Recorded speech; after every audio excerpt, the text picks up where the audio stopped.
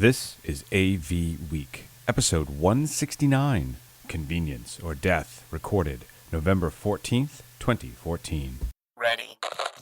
AV Week. Performing scan. Week. Online. This is AV Week. AV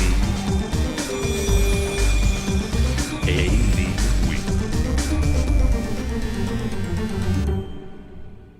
Hey, and welcome to another edition of AV Week, your source for news and information in the AV industry. I'm your host, George Tucker. Tim Albright is at the CI Summit. We'll speak to him in just a moment. Actually, we'll speak to him now since he came up. Tim, you're at the CI Summit. How are you, sir? Well, I'm not in St. Louis, which apparently is snowing there. It's nice and warm, and, it's Orlando, so how bad could it be? You got to go back sometime. You do. No, I mean, here's the thing. The TI Summit is an invitation event put on by the guys at Commercial Integrator, co-located with the CE Pro Summit. So, you've got residential guys here, you have commercial guys and gals here. And it's been a good 3 days, right? I mean, we've talked about everything from social media to 4K to net neutrality, thanks to Josh Furno. But it's been a good 3 days. Well, cool. I mean, what actually goes on at the CI Summit? I mean, who's invited and why? That's a good question, and actually, as luck would have it, Tom LeBlanc is sitting here next to me, and I'm going to have him answer that very question. Hey, what was that question? Hey, Tom. Hey. Good to see you. So, CI Summit. What exactly is the CI Summit? Tim said you talked about a lot of stuff, but who's invited and why are you doing it? Who is invited and why are we doing it? Well, yeah. I have to admit, I didn't hear all of the question. But what was great about the CI Summit, I thought, was that we had a pretty wide range of generational representation at the show this year, and I thought it was really cool. We had a lot of, sort of the traditional AV guys who, kind of represent traditional thinking, and then we had a lot of, younger, Gen Y and Millennial and Gen X guys who really had some good conversations about things like social media and IT and net neutrality. So there were a lot of good conversations, and I think that the AE Ventures crew, which produces the event, did a good job of bringing in a diverse crew, and it added to the conversation. I think it was the best dialogue at one of these events yet. Well, very cool. And net neutrality, which means Mr. Shrago must be there somewhere lurking the halls, so that must have been a very good event. Oh, there he is. Say hello, everybody. Hello, everybody. Well, cool. You guys do this how many times now? Is this the first one? There's been a couple of these. This is the third one. Wow. The third annual event. The first year we had it. Well, you should know first of all that CI launched sort of out of something that done on the residential side, the CE Pro 100/CE Pro Summit. We launched it 3 years ago, and the first year we had 55 people. It was kind of like a very small crew, and a lot of the events took place adjacent to a very large crew on the residential side. So you felt sort of an inferiority complex, even though the dialogue was great. It grew last year, and then it grew a lot more this year. And we're starting to develop a really, all fleshed out event, and a big difference this year. Well, very cool, very cool. Well, I'm sure there was a couple of shows recorded. I know the guys were out doing some booths and talking with you about some stuff during the events. We look forward to seeing those and some future posts from the AVNation and from you guys. Again, it's in conjunction with Commercial Integrator, right, and CE Pro. I believe there's a sort of sister show going on right next to it. Yeah, having AVNation here was made a big impact on the crowd. What I'm really impressed with is their work ethic. Those guys have been great. They added a lot. They're an inspiration. They are. They are. All right. Well, I have one other thing I want to ask Tim before we let you guys go and get some sleep and some coffee and whatever libations you're going to ingest. I'll hand you back. Thanks. Thanks, George. All right. Yes, So, Tim, talking about trade shows. We've done CEDIA, we've done a number of Infocoms, but we have been invited to ISE. Mm-hmm. And in order to do ISE, we're asking some people to help out. Can you give us a little update on what's going on with that and how people can help? Yeah, so here's the thing about that. Infocom and CEDIA, because everybody here is here meaning AVNation, we're all working professionals, right? We all are programmers or installers or what have you. So there's a lot of us that are already naturally going to Infocom or CEDIA, so either through our companies or through something else. ISE is different, right? It's halfway across the world. It's in Amsterdam. There's a lot more costs involved in this. And so yes, we could have had a bajillion advertisers, which is like normal advertisers. We like them; they're nice people. But that's not kind of where AVNation is. So we're asking folks to help us get to ISE. Actually, Mr. Brathwhite was one of the very nice people that did just that. There are different levels. You get different things for each level. For I think $5 or $10, you get our eternal gratitude. I think it is for $25, you get some stickers and a coffee mug. For $50, you get an ISE 2015 AVNation T-shirt. For more and more. There is one level that is geared towards manufacturers, but I don't want to make it exclusively for that, and that's $1,000, right? For that level, you'll get a very high-level broadcast quality tour of your booth. If you are not a manufacturer and you just want to give us $1,000, then we're going to invite you to an AVNation dinner, and that's going to be either at ISE or Infocom or one of the other trade shows. So we started that out on Monday. It's going to cost us about $3,000 a person to bring. So we're hoping to get at least $10,000 so we can bring 3 people, take 3 people to Amsterdam, cover the event in the way that AVNation does, and for every over $10,000, that just means we can bring more people. Cool. And where can they find information about that? There's a link on our website, but also if you just go to Kickstarter and search for AVNation, it should be one of the only ones that pops up. All right, cool. So we are trying to go to ISE, and I feel like I should be putting on my best national public radio post here. If you like what you hear, like what you see, please help donate. Give a little, give a lot, give just some. We would really appreciate it. Thanks a lot. All right, Tim, I'm going to let you go. You guys have another day to do, or is today the last day? Today's the last day. We had some meetings this afternoon, and we've got the last. It's 2 Eastern now, so we've got our last wrap-up session in about 45 minutes. Cool. Well, thank you for joining us. Thank everyone for joining us, and I look forward to seeing the content online. All right, and thank you for hosting AVWeek for me this week. You're more than welcome. All right, sir. Good one. See you guys. All right, guys, and again, I'll just do that at the end. We'll show you the link. It'll be in the show notes at Kickstarter. Help get us to ISE. I promise I won't smoke anything unless you pay me more. That could be an option, actually. I didn't think of that. That would be an option. All right. So, on to the news, guys. Well, let's first start off with an article I found in CE Pro. Z-Wave rediscovered. All right. Well, Z-Wave's been around for a while. CE Pro has done a little article with Bjorn Jensen of why reboot. It's something that a lot of manufacturers have been looking into. They have, in some way or another, tried to emulate it in some of their products. Hope, I'm going to start with you about some of this stuff. Is Z-Wave something we should start seeing in our installations, whether it's commercial or residential, or is there something that's going to prevent us from doing that? It's hard to tell. I'm mostly on the commercial side, so we're not seeing a lot of Z-Wave type devices that we are trying to control. I'm sure they're seeing a lot more of them on the residential side, but Let me reframe the question. Are you putting in a lot of wireless controllers and devices for your commercial clients? And would you, and I'll follow up that so to make it clear.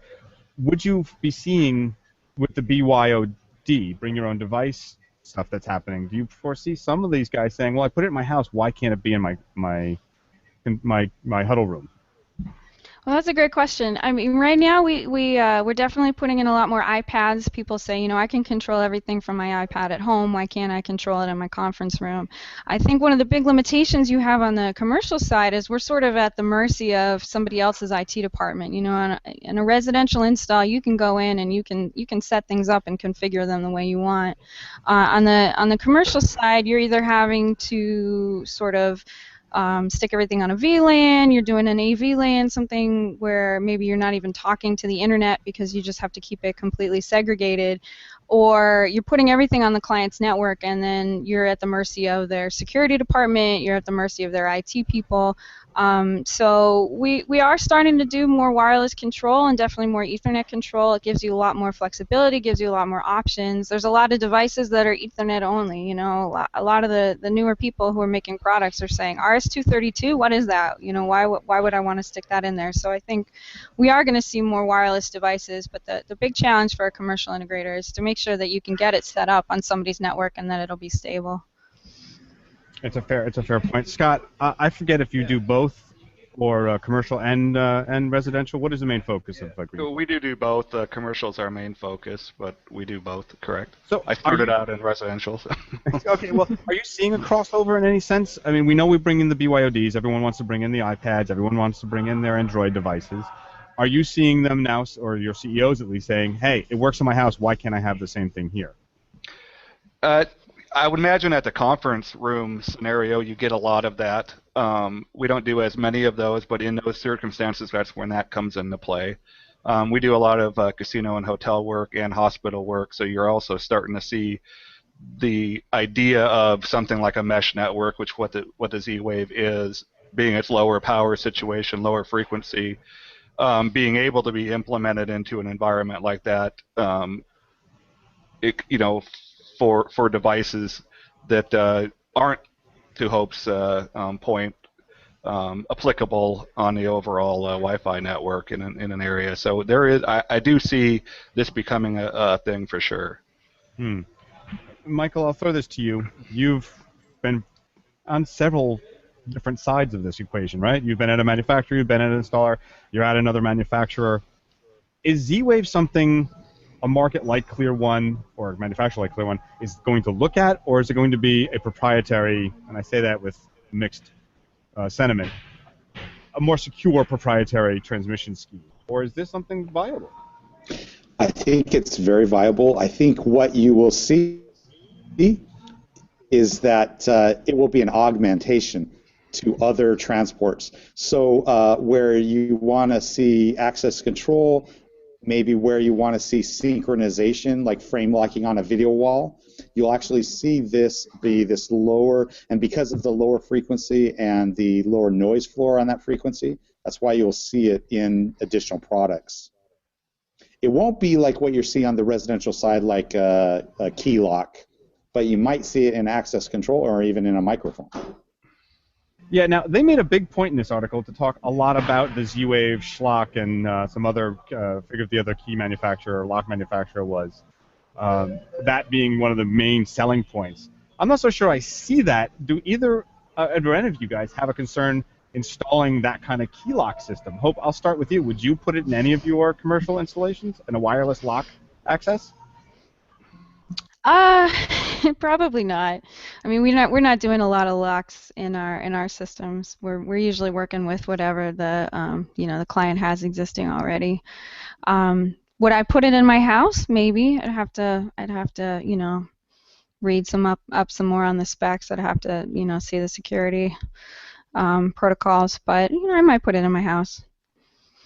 Yeah, it's an interesting idea that they seem to think they've gained a lot of traction with the lock. That seemed to be their trigger and the tipping point. They got a lot of people interested in a lot of magazines to cover them, not just in the technical world, but in the sort of mass market world. I'm not sure. I mean, all of you have said that Z-Wave with the low power and the sort of mesh networking thing seems to be an advantage. We'll see if the market really wants to have that happen for a big part.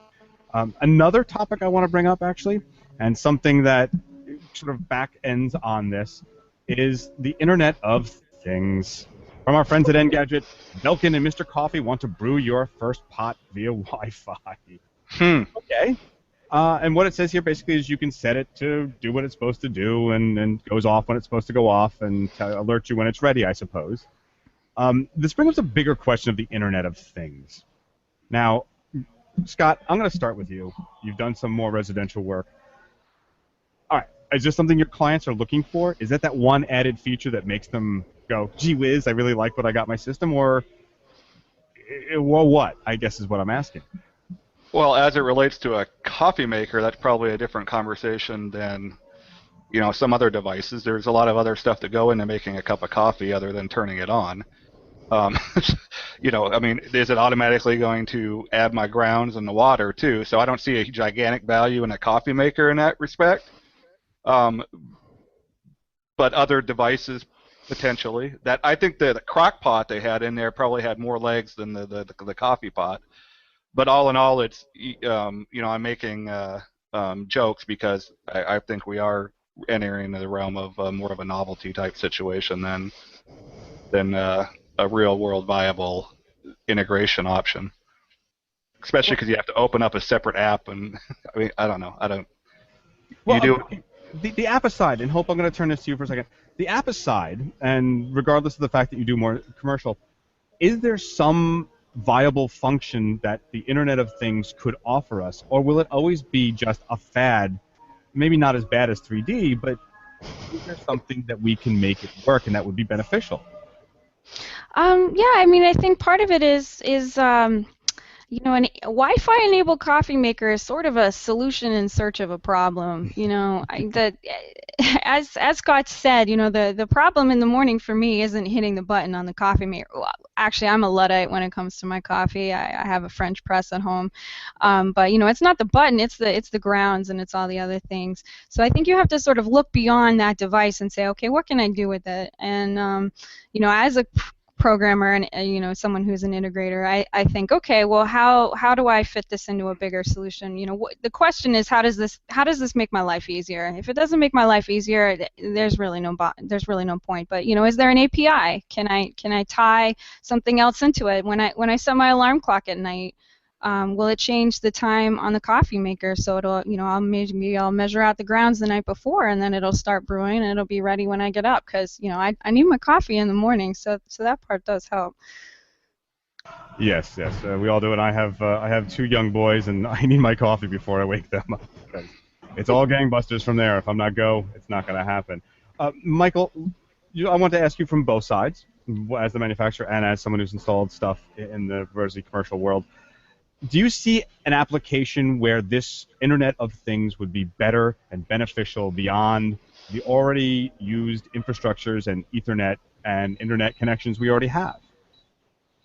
Well, there is some potential use case where if you talk about notifications or alerts, so in other words, if you have done your grounds and you have done that, but the coffee's ready, and so it just is alerting you, on that aspect, there is some nice applications.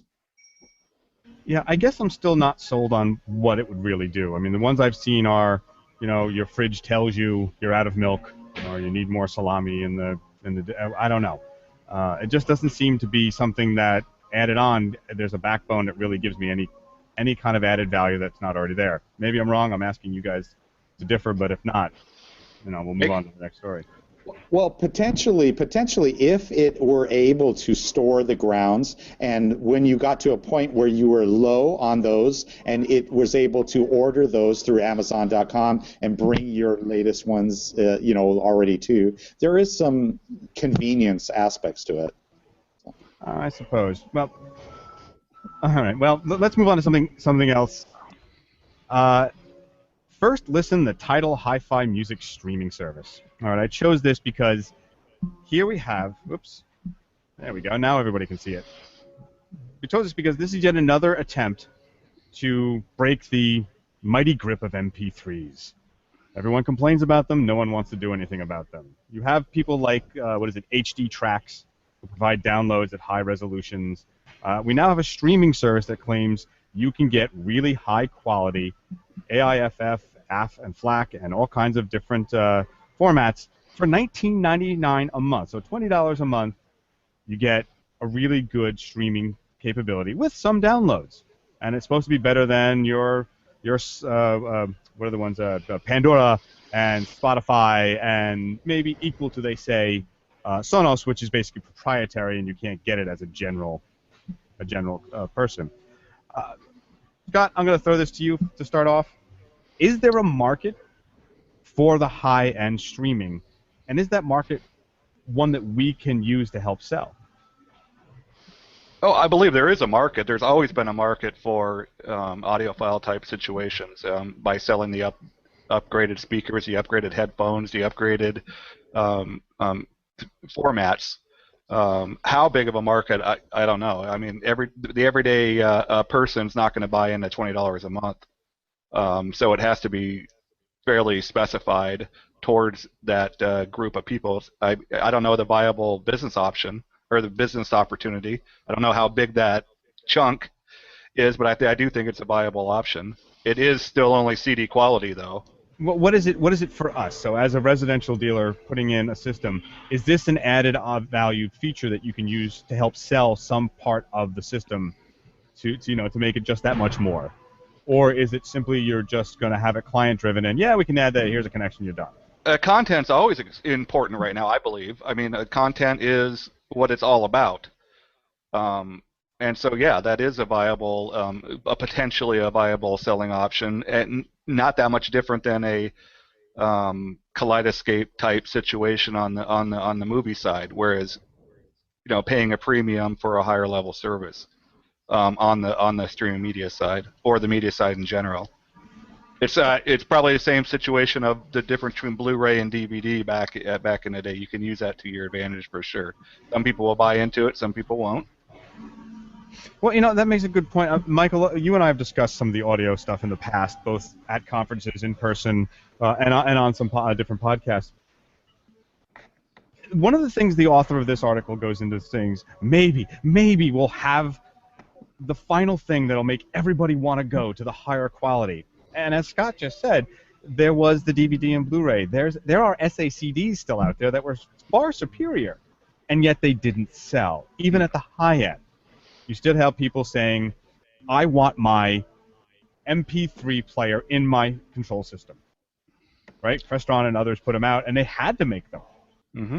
Can we actually raise the bar and raise the boats in the water, as they say, and get people to appreciate higher quality audio with something like this, or not? What is? Well, I think certainly you can do that. The key is access has trumped quality.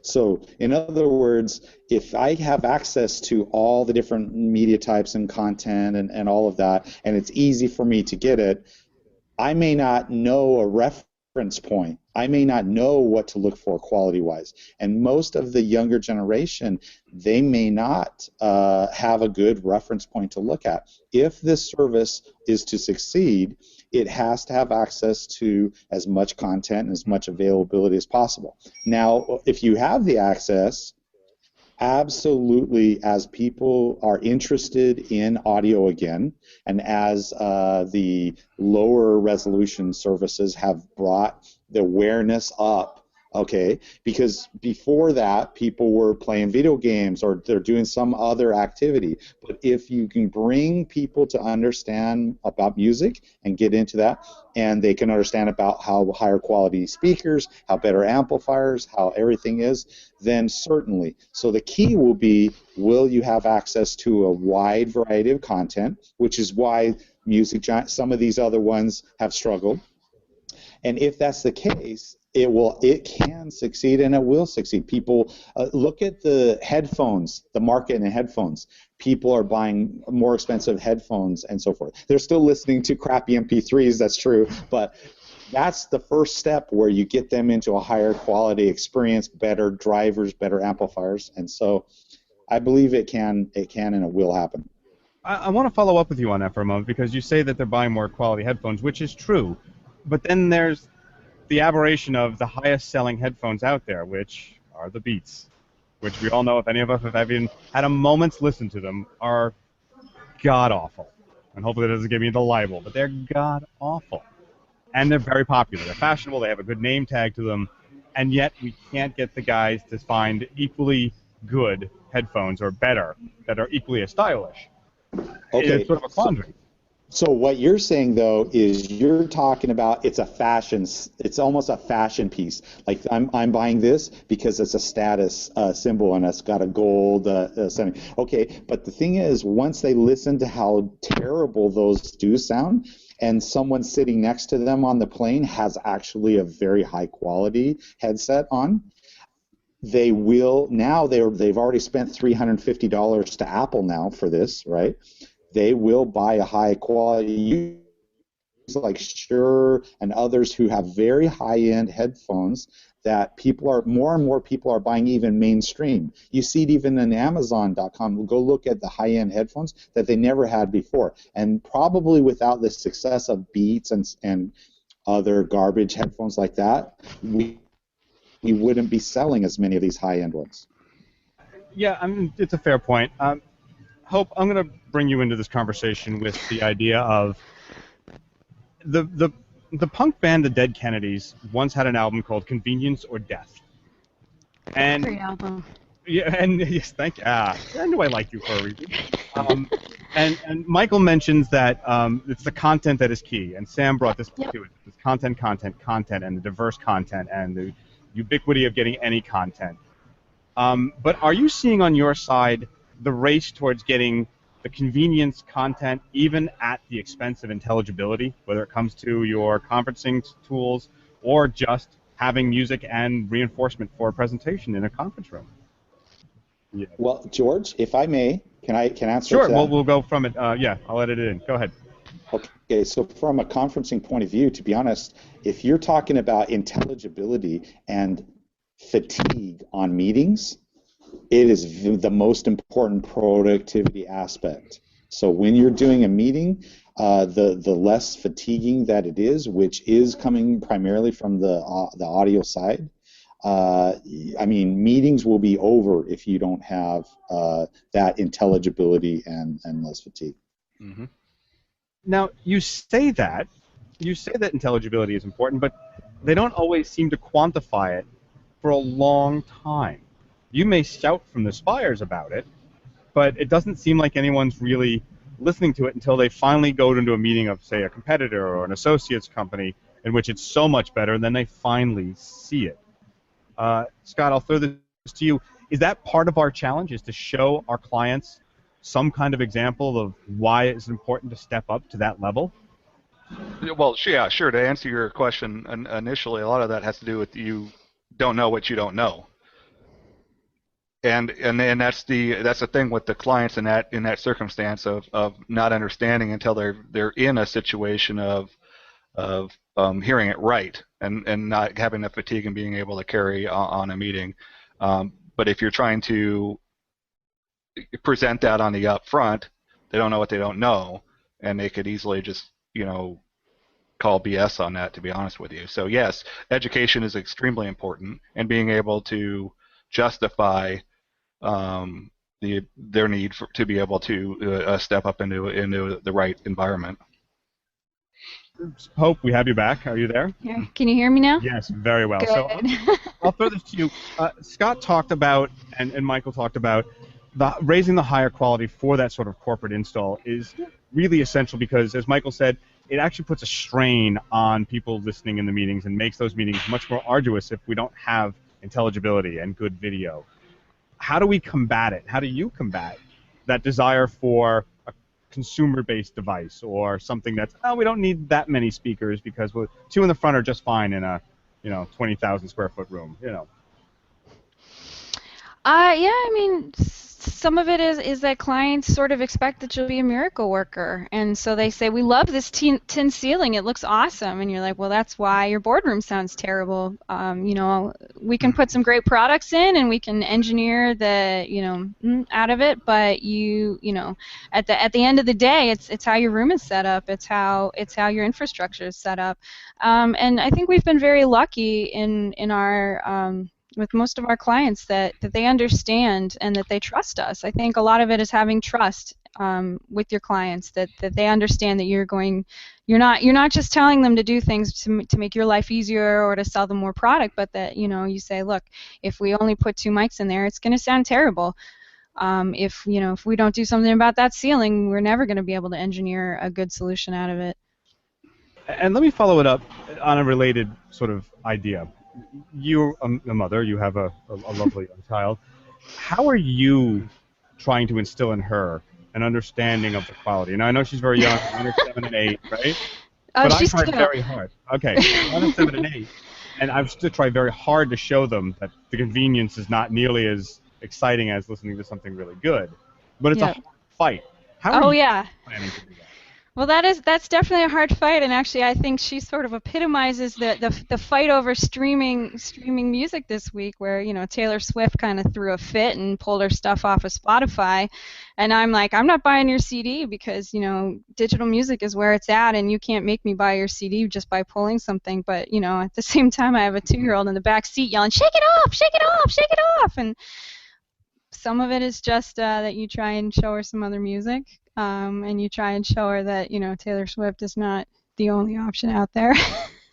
Although I will say that I'm very impressed by her because she owns her music and she was able to do it, and that takes some moxie and some understanding. Yeah. No, and as an actual musician, and I do agree, because I think I've made about 30 cents from streaming downloads, and I've made a lot more money selling CDs, even though that's not really where the future's at. Scott, I'm going to throw this to you as well because I know you have some fine young men who have their own opinions about many things. They're at that age. Very much so, yeah. How are you combating it? Are they listening to something quality, or are they just ripping it off? No, it comes down to convenience, but it also comes down to personality. And when you're talking in my gaggle, they all want to be personal into themselves. And putting the headphones on is the way it is nowadays. No matter where they are. Car, on the street, anywhere other than school, they have the headphones on. So even though we have the system in the house and nice stuff, and they have a choice, they tend to still go for the headphones more for their own personal space than for anything. So trying to convince them about quality, that while they understand it, they might not care. Do they at least have quality headphones, or are they buying like the Skull Candies and the Beats? No, I go through. If they have a subscription somewhere for headphones, where you can get delivered to your house 10 free or 10 a month, and that would work for me. That would work. Yeah, I'm going through that as well. Yes, I once bought them what I thought was decent quality for the money for their age group, Skull Candies, and they've run right through them. And, right. But I also have dogs, so that joins. Well, yeah, there you go. There you go. All right, one other story that we want to talk about. Since we're talking about quality, this one came across my stream a couple of days ago. Walmart Chrome knockoff. Yes, folks, Walmart is evidently, now they're not admitting to it, but someone found a little filing with the FCC about creating a Voodoo Spark Chromecast knockoff. And here's the big part of it, guys. It's only going to have Voodoo. Just Voodoo. Now, that's the point. Exactly. Now, Hope, since you chimed in, I'm going to start with you. All right. We talked about having the plethora of options, but is there anything to be said for having a single option? I'm going to put it out there, your 85-year-old grandmother or mother.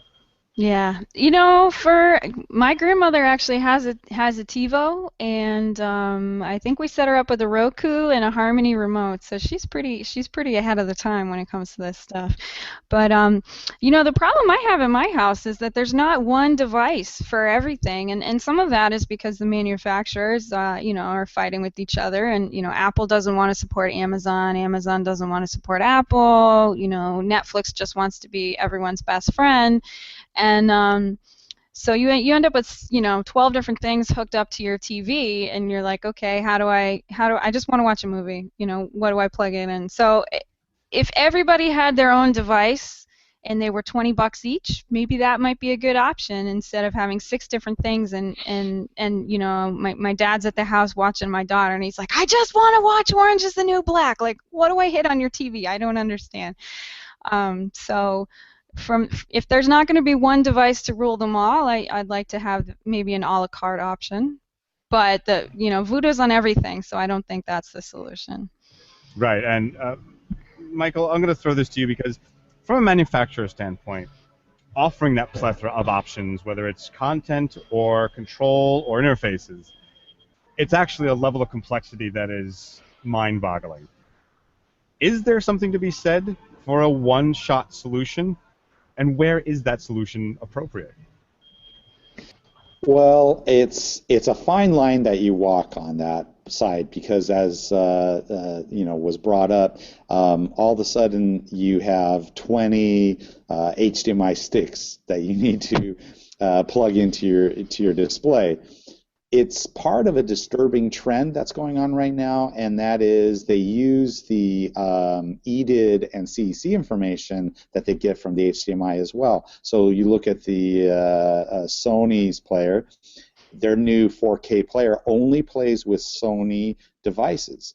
So what happens is when you're integrating and you're putting in one of those and you don't have a Sony display, you now need one of those EDID Minder devices to kind of spoof the Sony EDID so that the Sony 4K player will output. Because if it doesn't get the Sony EDID information, it won't output. And this starts to become a very weird beta VHS war again, as you're going through that. And that's the part of the question I'm really, really struggling with lately is technology innovation is great, but why can't we have the manufacturers finally learn, hey, we all came out with something at the same time, let's make this work for everybody's benefit? It seems that there's so much greed in grabbing all of the pie rather than getting a slice and then figuring out how to make the most of that slice. Scott, I'm going to throw this to you. Is it a dizzying effect of trying to sell to your clients an option? This is what you can do, or this is what you can't do, or having to interface to all of them. Is there a downside to saying, I want a utopian one-shot does it all and gets me what I need? I don't know what the viability is of that, just because there is a business proposition in there for Walmart, who does own Voodoo, and that's like why wouldn't they put a single their own app on the stick? It's actually somewhat brilliant from the business perspective. From the integrator side, I'm on the same side of the fence that you are, which is you just now have another device. You as a developer, you look into my house, and I probably have 7 boxes available to my wife and kids to do the same apps that I happen to have in there for the reason of I need to have it all. But I get the constant complaint every day on where do I find my Orange is the Next Black to your consideration. I can get it from literally 6 different locations. So that becomes on the extreme the other way, and I don't think that's that far from the truth, even in an everyday situation where it's in your TV, it's in your DVD player, and you still have an Apple TV or a Chromecast or a Roku or one of those devices. Now you have it on, just by the nature of the beast, you now have it on 3 devices and have access to the Netflix and all of your data now. So when it first started out, we were always saying, why are we not building a box? Why is there not a box available for us to be able to bring in these streaming content? Now it is available everywhere, but to answer your point, now it's too prolific. So I don't know. George and Scott, there's one interesting caveat with all this. Okay, if you have a Voodoo account, right? In your Voodoo account, you're only allowed 5 devices. Mm-hmm. Now, if you have a stick and if you have several TVs that take those different devices, plus maybe you have it on your iPhone, maybe you have it on a tablet, maybe you have it on PC, you run out of those instances very fast. In fact, on my body right now, I have 5 devices. I could all do Voodoo right now, so I'm already in violation of Walmart's policy. Go admit that on air. Go ahead. Nice job. Well, all right, let's move on to some of the higher technology. This came across the BBC with me, and I'm sharing it now. There we go. TV technology for the 2020 Olympics. NHK, that's the broadcasting company in Japan, is planning for coverage of the 2020 Tokyo Olympics. You're not seeing the video playing for some specific reason here, but there you go. What the article talks about, though, is going with 8K and 16K and broadcasting this out to the world. They have all kinds of really cool stuff in here. Cameras that do 124 frames per second real-time transmissions, haptic feedback systems for people to watch and join in some of the activities, huge microphone array and cellular systems. Michael, I'm going to come back to you, and let's start this discussion about 4K, because there's a number of articles about 4K this week. Let's start with why 8K, and that we're now at 4K. So how is Japan going to do this? Okay, so as you know, all of these different resolutions are different SMPTE standards, okay, because from the broadcast side.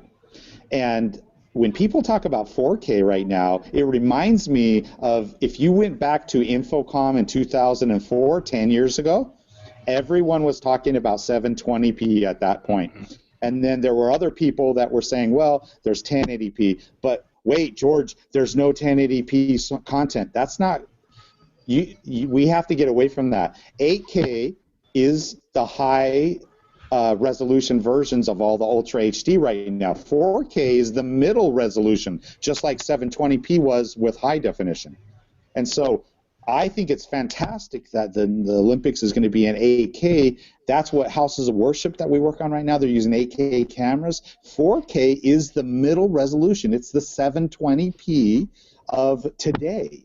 And that's what's baffling to me as everybody talks about 4K. There was an announcement also this week on DirecTV doing 4K and Dish doing 4K, but it's only if you're using Samsung TVs. It goes back to that danger I was describing earlier.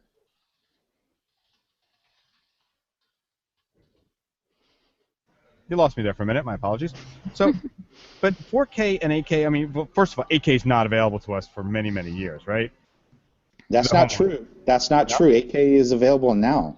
There are cameras that you can do 8K. You can take any HDMI 2.0s and do a dual link and do a workstation or an Apple device with 8K. Apple is selling iMacs that have 5K built-in displays. So 8K is here now.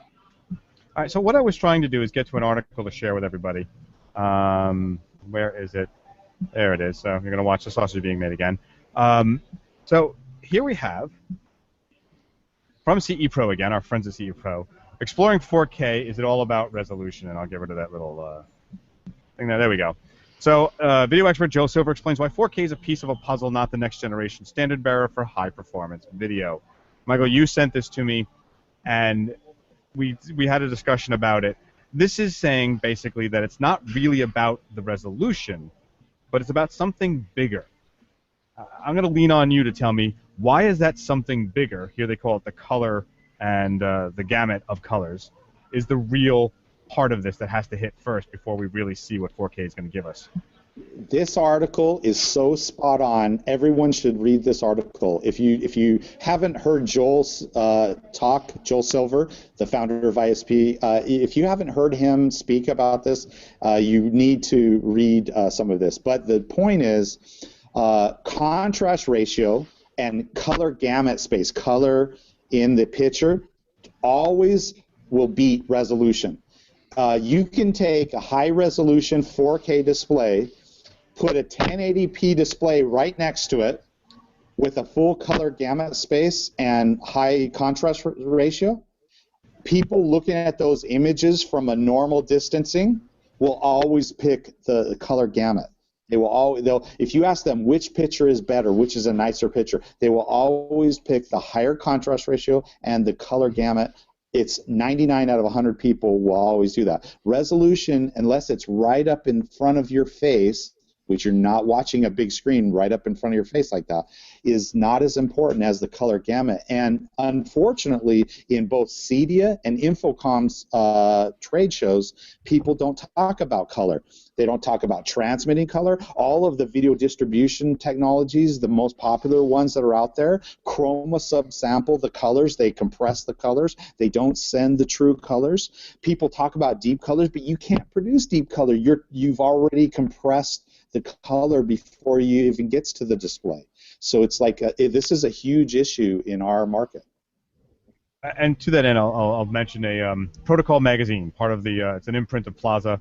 My boss, Josh Weisberg of World Stage, wrote an article about 4K, mostly from the professional staging and event space era, and talks a lot about some of the things you were just saying and how that translates or doesn't translate, and how once you get it into a media server, you're already compromising it or at least modifying it to the degree that it's still not what you should be seeing. It works very well, but there's stuff. So I'll leave that link on there as well, called Protocol Magazine. He writes a great article about it. Scott, I'm going to bring this back to you, though, because in this NHK article, the BBC video, they talk about haptic feedback systems. And this is something that I've always loved to talk about. For those who don't know what haptic means, it's basically a touchscreen that makes a sensory back. So it makes you feel like you've touched a button when there's no button there. It's just a screen, and it sort of raises up a little bit and makes you feel like you've depressed something.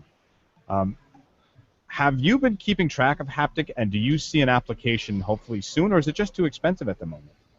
It is too expensive at the moment. It is something I am keeping track of, though, and the tactile feedback and haptic feedback is extremely important to me as a control systems programmer. It's something that's requested. It's something that the people's mind expect. You know, when you want real things to happen, you want real things to happen. I love the day and age of the push button and the response you get out of stuff like that. I'm sure I'm not the only one. So this is something that I think is big for our industry, all the way down from a remote situation, all the way up to what you could probably perceive as being a driving force behind some of the comedy of it, which would be the porn industry or some other. And we went there, yes. And we went there. Well, I mean, not trying to actually slide against that. Haptic, I've been famous for saying I love weighted knobs. And when I worked for a manufacturer, I argued strongly for all the audio devices to have weighted volume knobs. In the commercial space, they tend to really like that frictionless touchscreen that don't really care, just light up and make it. That's the only feedback I need. But do you find that actually when you add a physical feedback, people are much happier, or do they really just get annoyed by it? I think it depends on if how real to life is it. Or you know, we a lot of the newer touch panels that we're working with don't have a key click, and we get complaints all the time. You know, where's the key click? I hit the screen. It should do something. But you know, if you try and fake it and it sounds a little off, I think that's a little more annoying than if you had nothing there to start with. But for the most part, I think you know someone in a conference room just wants to get their meeting started, and they're not thinking too much about the touch panel at that point. They just want the TV on. Well, I wonder, and Michael, I'm going to bring this back to you. I wonder if it's one of those things that we don't notice until we notice it, just like better video or better audio or intelligibility, rather.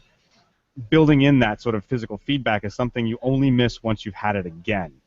I'll give you the example of the IBM M10 keyboard. This is the white keyboard that you see on all those movies that have a hacker that goes clickety-clack, clickety-clack, clickety-clack, because it has on it a spring actually in the key, and it has the best feedback ever. You can tell I'm a fan. It's one of the few things I really love. It's almost fetishistic. To riff with Scott here a little bit, it's almost fetishistic. As a manufacturer from both sides, you've worked for several manufacturers, do you consider that physical feedback, or is it really a cost analysis versus the slick and the new? Well, it's absolutely a consider. It's a prime point because the haptic feedback that's done improperly is where it gets annoying. But if you are doing this correctly, it's like a human sense where you're pressing on it. That's why those keys work so well, and gamers, even like video gamers, they like those keyboards too because they get that feedback, and it's a natural response that's going back to it. But it does have to be correct. You're right. It seems to me that it's one of those things that I've always missed. I've always liked to have that feedback. I know any of us who grew up doing hi-fi, part of the attraction was that Macintosh amp, and it just felt right. And maybe a generation doesn't really believe that. I know my kids use their Kindles and swipe away and have no problem with there not being some kind of response. Of course, they hit the light switch and it doesn't make a sound. They go, "Dad, something's wrong." Because I have a 1901 Colonial, the light switch. Yeah. So they response to that. That's expected. I mean, sorry, can I just jump in real quick? I was going to say that, the first thing I do when I get a new phone is I turn all the key clicks off because they annoy the hell out of me. But at the same time, I drive a 6-speed manual, and, that feeling of a gear shift in your hand is, really just one of life's little pleasures. So I think it's all about context and just how well it works.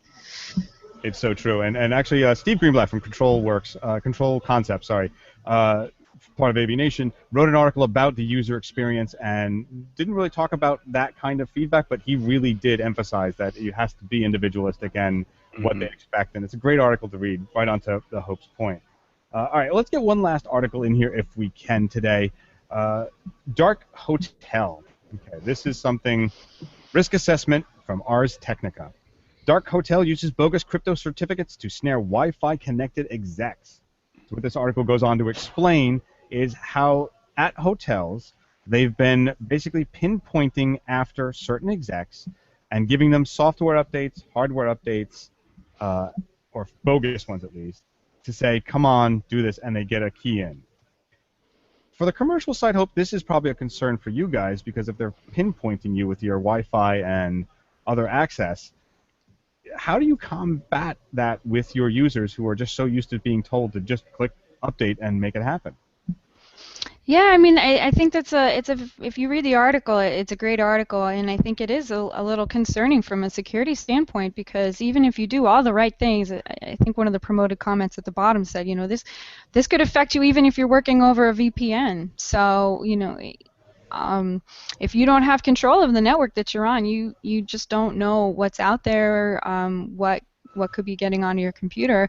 And even people who are doing the right thing, they're not joining an unsecure network, they're using a VPN, could be at risk. And we all know most people aren't doing the right thing. They're like, "Ooh, free Wi-Fi!" It's got the little exclamation point on it, but free Wi-Fi, score. So if you don't control the network, you never know what's out there. And Scott, you do both again. BYOD, we brought it up a couple times in the show. There's a danger here. That's part of the concern of the IT guys and the convergence IT people.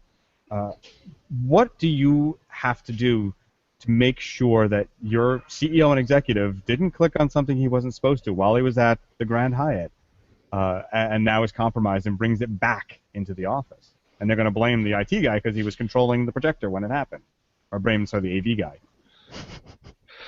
Yeah, this brings back a whole other conversation, probably about policies and procedures at a company level that probably a lot don't have when you're dealing with this kind of a situation. You're talking about delving into the personal life as well as blending it with their professional life, and a lot of these CEOs now have cross-pollinated IT networks across their homes as well. The idea that you would also not bring that same kind of security when they're on their road, whether it be a hotel or what have you, doesn't make sense to me. If you're going through the precautions at that level, why wouldn't you continue it on? Why would you ever have a CEO of your company jump on a Wi-Fi network? It's beyond me. So yeah, that probably comes down to policies and procedures. The scary part about this is the fact that they're actually directly targeted. So now you have a personal target. You're not just out there, scanning to see what hits. So you're talking directed